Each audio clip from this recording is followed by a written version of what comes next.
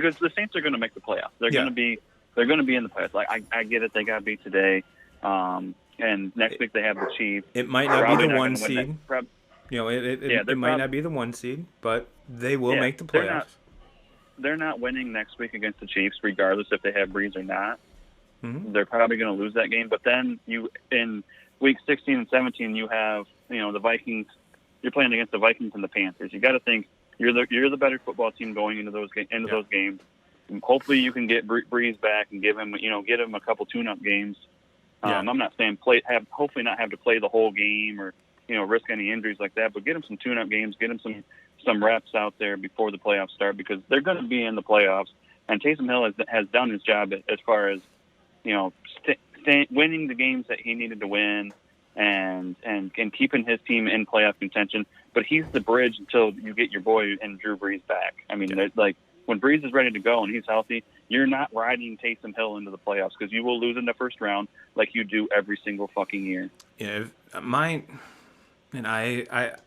again, I've been doing these shorts videos, and it's getting a lot of these are getting a shit ton of views. And I did one where, in my opinion, I wouldn't even have fucked around with Taysom Hill. I would have put Jameis Winston in. Jameis Winston is... but he could fuck it up. If there's anybody 100%, in the NFL that can fuck it up, he could fuck it up. Like, he could take your team and, you're in the driver's seat. You're 6-0. We're going to make the playoffs. Breeze goes down. And by the time Breeze comes back 6 weeks later, he's the kind of guy that could put your team at 6-6. Like, he can lose games on his own. But here's my thing, and here's the curious part about the way New Orleans has been running things. Is even when Drew Brees was there, the offense ran through Kamara. Mm-hmm. Once Taysom Hill got there, you can even go back and look at Alvin Kamara's fantasy points. His fantasy points took a deep dive once Taysom Hill got there. And it wasn't because he was getting a lot of touches and no yards. He wasn't getting any touches. If I'm Sean Payton, I have a quarterback that is kind of shaky at throwing the ball, or obviously is not going to throw the ball nearly as well as Drew Brees. And I'm talking specifically about Taysom Hill and or Jameis Winston. Run the offense through Kamara. And then you've got arguably the best receiver in football in Michael Thomas, and a host of other weapons. So did Winston have that supporting staff in Tampa? No, not at all. Did he have that offensive line in Tampa? Nope.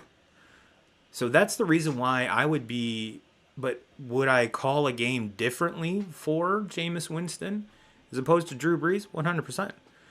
I would, in my mind, when you have your backup quarterback, and I don't care who you are, whoever you put in there,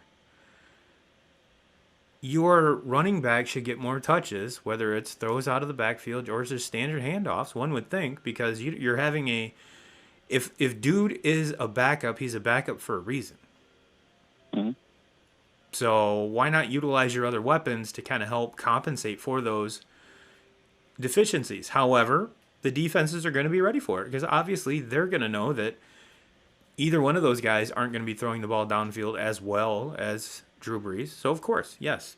But to me, that's just part of the coaching. And I in my eyes, I would run the offense different and kind of put more, especially if it came down to it, and if I needed a game to win and didn't have Drew Brees, I would be more apt to lean towards Jameis Winston than Taysom Hill, calling a different game and knowing that New Orleans defense is legit. So if Winston did throw those, his 2 picks a game, the defense would kind of help out with that. I mean, it's still not fair to put that on them, but that's kind of what they're there for, I guess. But to me, it makes it a little easier, but it's neither here nor there, because Drew's going to come back here in the next couple weeks.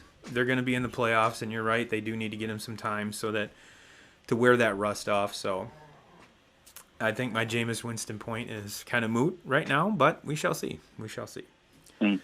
But switching back to the NFC here, the up and down play of the Seahawks is what is the most curious thing to me on this whole fucking list. Throw the Rams in that conversation too. I think the Very Rams fair. and the Seahawks are Very fair. they're so similar to me. I mean, as far as what team is going to show up week in, week out. You know, I think the Seahawks offense is way more explosive, but I think the Rams defense is way more explosive hands down. than Seattle. Hands down. So, but week in, week out, you don't know what team is going to show up. Yep. The only thing you can guarantee that you're going to show up with either of those teams is Aaron Donald's going to rip someone's face off. That's pretty much the only thing you can. Russell Wilson, you know, we're going to lead into this. I have Russ and DK on my fantasy team, and I've lost a lot of games because Russ is taking a shit. So yeah, but on the other hand, I can see kind of how it's be exhausting trying to score 35 points a game because your defense is giving up 34 a game. Defense can't stop anybody. Yeah. Yep. Yeah. So yes, I get it. I get it. The one team on this list that I'm just gonna shit on is the Bears. They don't even deserve to be on this list. I'm sorry, get the fuck out of here. Even with your big win today, can't do it. Yeah. And what team? Where'd that team come from today? I don't understand that. Like I don't know, and I didn't watch the game. I honestly didn't really watch the game. I flipped it over there, and there was like 7 minutes to go in the fourth quarter, and I was like, what happened? Like I haven't seen the Bears score this many points in the last 5 weeks combined. Yeah, and I actually saw it because I was looking at the bottom line, and I'm like, Mitch Trubisky has 300 yards and 2 touchdowns. What? No, this got to be a typo. It's got to be a typo, and no, sure as shit, it wasn't a typo. It wasn't a typo. But yeah, you know, it even as a Bears fan, don't fucking tease me like that. Just get it off the list. I'm saying that, and I made the list. But shockingly enough, the number 10 team on this list was the Lions, and I didn't have the heart. I didn't have the heart to put them on there. So the only reason the Bears made it on this list is because the AFC list had 9 teams, and I wanted to have, I guess both slides had to have nine teams in it. But again, this is going to be extremely fluid within the next couple weeks. Same with the AFC. The Bucks came out and balled out against the Vikings, which the Vikings are another team too that is up and down, which is why they're 6-7 now. But yeah,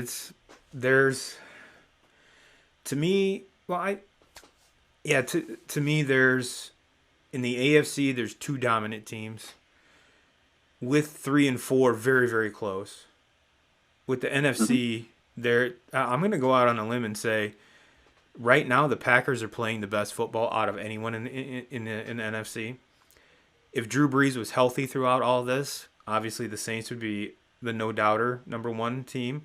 But even with, Drew's had some mid-season things throughout his career. He's taken a shit and lost games that he shouldn't have. So who knows where that team might be even with Drew Brees. Like I said, the wild cards are the Rams and the Seahawks. The NFC, whoever represents the NFC East is going to have a losing fucking record, which that still irritates me because they still get to host a playoff game even though they have an under 500 record, which I don't think is right. But we shall see. Like I said, this with the different playoff spots or playoff picture, and it's going to be interesting to see how everything plays out. No, yeah. I mean, who's going to win the NFC East? We've talked about this, I think, the last month or so. Yeah. And it seems like it just keeps on. Nobody wants it. Well, Washington kind of looks like the best team now. Their defense is coming around a little bit. I was just going to say that if I had to put money, if you put a gun to my head and told me I had to bet a week's wage on who's going to win the NFC East, I got to go Washington.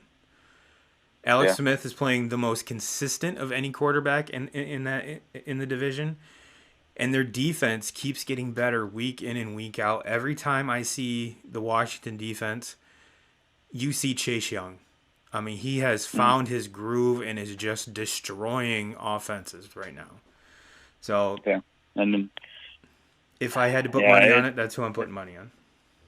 Washington has Seahawks, Seattle next week, so That'll be a good test. They're going to be a good, and the Giants have the Browns. So Yep. I mean, that's to me that's going to be a good one. So I don't know. It's intriguing to me. Who's gonna Philadelphia beat the Saints today. Yeah. So they got their big wins. Jalen Hurts coming out party, and Yeah. I'm glad I bought 4 or 5 of his rookie cards when they were $3 or $4 a piece. So, bam on that. Well, 2Ks. He didn't turn the ball over. I mean, that's what it comes down to. They won the ball game today, and he took care of the ball. And look, I love Carson Wentz. I think Carson Wentz is going to get another opportunity somewhere else. Or he's going to get another opportunity with Philly. I mean, he's got a lot of guaranteed money there.